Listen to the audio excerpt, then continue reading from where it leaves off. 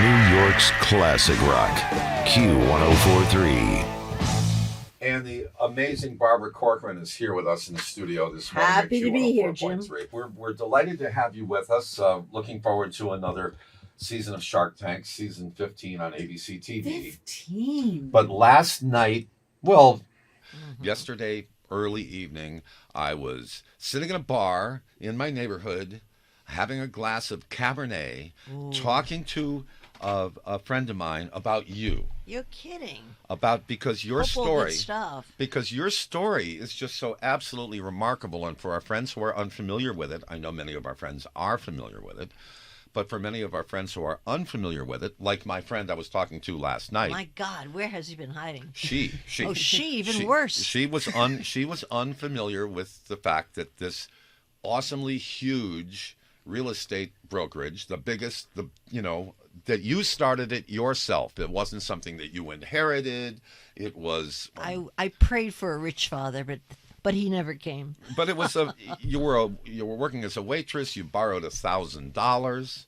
You quit your job. You started your own business, and it turned into the biggest, most spectacularly successful business of its kind in the whole United nice States. Way of positioning it. Thank you. I mean, but that's just a remarkable story. It is. It didn't seem remarkable at the time. It seemed like a day at a time. Like, what's the problem here today, and how can I skin that cat? Every day was alike, except that the problems were different. But there was a problem every day. That's how you build a business. And you built one that is just, everybody knows it. Yeah. Well, everybody knows it. I love my business, and I'll tell you why, because I hired the best people. Everybody who worked for my company was like a family member. We all supported each other. We had no backbiting. We had no turnover. So we had happy days every day of our life. And sales is a tough business, so you need all the support you can. So what do you look for in an employee? Well, an employee and a commission salesperson is very, very different. In an employee, I look for someone who's happy. I know it sounds silly, but I don't want to work with miserable people. I find that people who are happy are open-minded. They're good team players and not territorial. And they come along for the ride in an exuberant way because they're by nature very happy.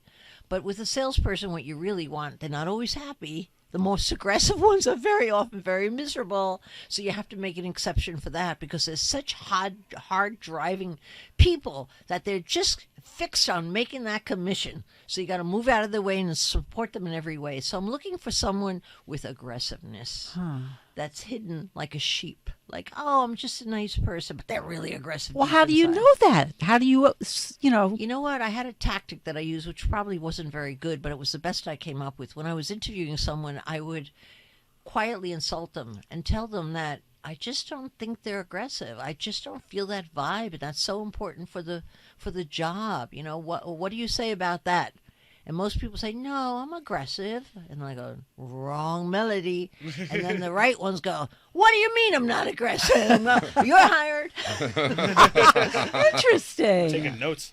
And you're also a best-selling author. Yes, I am. Imagine that book selling for 22 years. I'm surprised every time I get my little check. I'm like, wow, I didn't think anybody was going to read this sucker. And look at it. It's still selling like a little ever-ready engine. Well, where did you get the self-confidence? Because you admit that you didn't do well in school. Yeah. You were not a very good student, high school or college. Your job history was spotty. Mm-hmm. And like I said, you were, 23 when you started your company with that $1,000. I felt like I was 43 by then because I had 22 jobs before then. Which is not a very stable... that would not be a resume that would impress anybody. No. But don't be fooled, Jim. A lot of people correlate being a great student with being great at business. I find they have nothing to do with each other. There's two kinds of smarts. Memorizing smart, book smart, analyzing smart, and then there's street smart. And then, frankly, if you're picking one to have a business, you want to be street smart. You want to see if you're the type of person that can turn on your heels, a person that can recover quickly when hardship hits you in the head.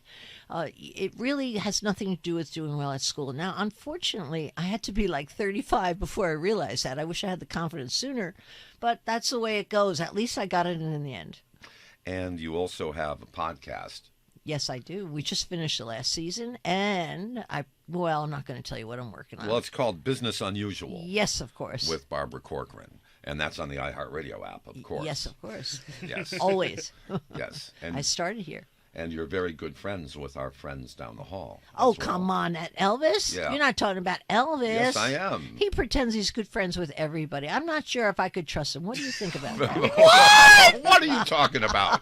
Only kidding. He is I'm a sure he's good friend. sweetheart. He's one of the nicest. He really he's is. one of the nicest people that we've ever met. Consistently so, and there's not a phony bone in the man's body. I love him for that. What you see is what you get with Elvis. Now, Shark Tank.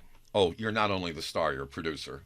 Yeah, well, we all are producers. Yeah. Don't be falling for that kind of fancy stuff, the labeling stuff. Well, season 15, 8 o'clock, Friday night, ABC. How do you actually find the people who are going to get to you to present their ideas? Well, you know, there's actually 330 people per season that pitch the ideas, and that's selected from over 30,000 people. It's hard to get on Shark Tank. We don't find them. We have a production assistant who finds them, auditions all over the country, and they make the cut. We see them for the first time when they walk through the tunnel. And they open the doors like, what do we have here that we could spend our money on or waste our money on or invest our money in? You have to look at it all different ways. But the great entrepreneurs this season are remarkable for this reason. I really noticed a big difference. It's kind of like the show went back to its roots. Money is hard. When we opened up, you couldn't get your money anywhere but Shark Tank. And then the bank stepped in and money was cheap. And so we had competition. But this year I got my greediest deals, because everybody on that show was really desperate for a deal, really desperate. They had nowhere else to turn.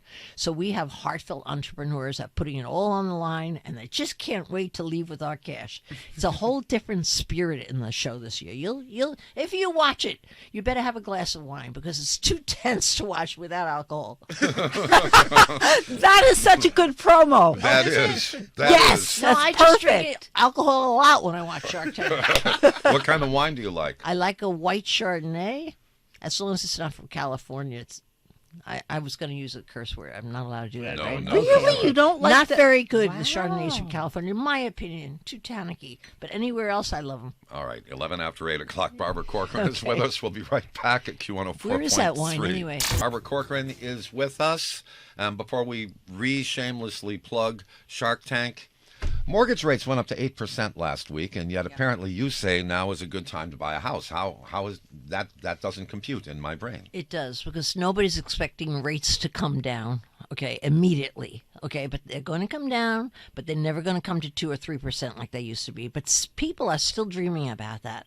But the minute rates come down to anything with a 5 in front of it, everything's going to break loose. Everybody's on the sideline. The sellers will list, the buyers will buy, and you'll have so much competition that you'll be paying more for your house. I wouldn't be surprised if rates come down, if prices went up by 10 or even 15%. So you can't win. And you could always refinance later if you get a variable rate mortgage right now. See, we never thought of that, Jim. Right.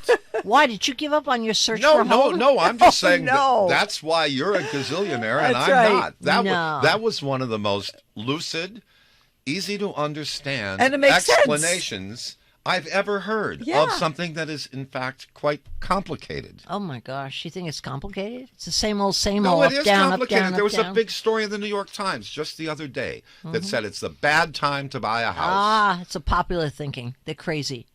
See, I told you I'm thinking about selling my house, but I'm worried everything's too expensive. Well, where are you going to move to? You got to think about where you're going to move before you sell anything. It's easy to sell, hard to find something. I know that's my big issue. Yeah. Trying to find something. But isn't it crazy? With these high interest rates, it's still hard to find something. Yeah. There's not enough houses to go around. Well, and that's because a problem. people aren't selling their homes. They're afraid, well, I have to pay the higher mortgage. Well, would you move if you were paying, say, 5% now or 4% and to go on for an 8% mortgage? No. You'd stay put, and that's Right. the problem. Right. But I'll tell you in a weird way, that's saving the market because there's not enough houses, so the basis is being preserved. But I'm worried that when it goes down, because right now I would make a killing on my house from what I Yes. originally paid for it. But if the interest rates go down, will the value of my house go down too? Am I going to lose out in the long run? You mean if you keep your house now? Yeah. No, you're going to get more tomorrow. If Yeah? you own any real estate right now, you're going to get more tomorrow. No matter how you slice it, you'll get more tomorrow. All right, well, BarbaraCorcoran.com, at Barbara Corcoran on Twitter and Instagram. Shark Tank, Friday. season 15. It's Halloween special this Friday night. You're Are going you- to dress? Creepy. Are you dressed? I'm not dressed, but they have some spooky stuff going on. Didn't scare me. I'm not I was afraid. working in the lab late one night. Good sound effects. Good at that. Well, he's Jim Kerr. Yeah. Barbara Corcoran, thank you so should much. hear Thank Santa you so Claus. much. It was I don't think I want to hear that.